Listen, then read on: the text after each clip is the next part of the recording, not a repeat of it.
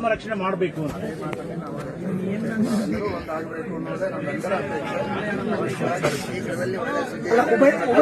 ಮುಂದಿನ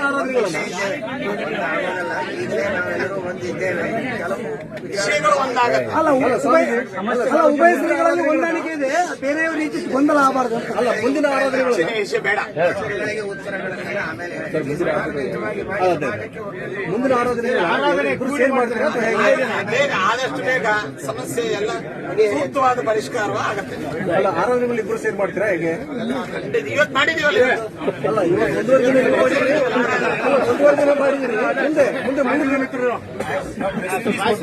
ಸ್ವಲ್ಪ ಎಲ್ಲ ವಿಡಿಯೋ ಕಳಿಸ್ಕೊಡ್ತೀವಿ.